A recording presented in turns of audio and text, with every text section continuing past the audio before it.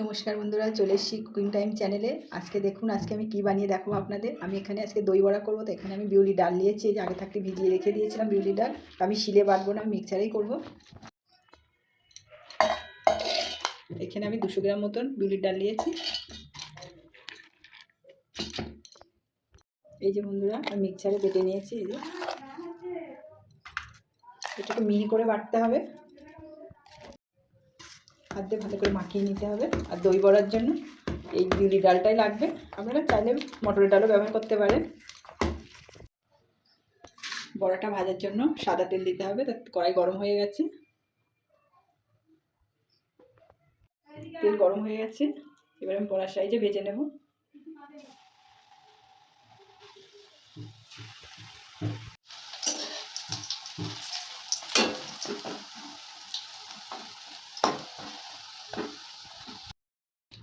এই যে বন্ধুরা, আমার সব বড়াগুলো ভাজা হয়ে গেছে। এবার আমি জলে ভিজিয়ে রাখবো আধা ঘন্টা। তার জন্য আমি এখানে কারি পাতা দিয়ে দেবো জলে।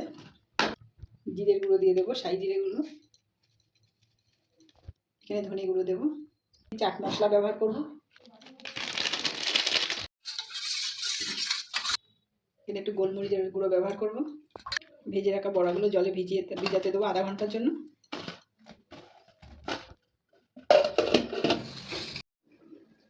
এই যে বন্ধুরা, আধা ঘন্টা হয়ে গেছে। এবার আমি ঢাকনাটা তুলে নেব। দেখুন, একটু তুলতুলে হয়ে গেছে। ফাটিয়ে নিতে হবে, মানে দইটা ঢুকবে না ভালো করে। এটা কিন্তু দই বড়াটা খেতে কিন্তু বন্ধুরা দারুণ লাগে, পুষ্টিকর আছে এতে।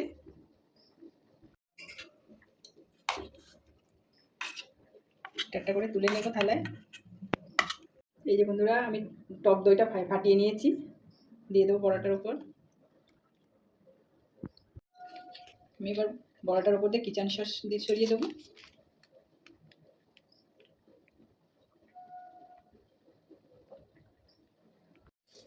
এবার আমি ভুজিয়া ছড়িয়ে দেবো। দেখুন বন্ধুরা, আমার দই বড়াটা কত সুন্দর হয়েছে দেখতে, কিন্তু বন্ধুরা অসাধারণ লাগছে, খেতেও কিন্তু অসাধারণ হবে। তো আমি দেখবো খেয়ে কেমন হয়েছে। আপনাদের দাদা এসছে খেতে।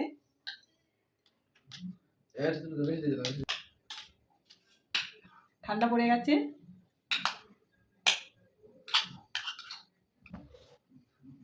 খেতে কিন্তু অসাধারণ হয়েছে। আপনাদের দাদা কি বলছে দেখুন। ভালো হয়েছে, খেতে খুব সুন্দর। দই বড়াটা যদি ভালো লাগে তাহলে শেয়ার করবে, লাইক করবে, সাবস্ক্রাইব করবে, আর কমেন্ট করে জানাবে দই বড়াটা অবশ্যই কেমন হয়েছে, কমেন্টে জানাবে।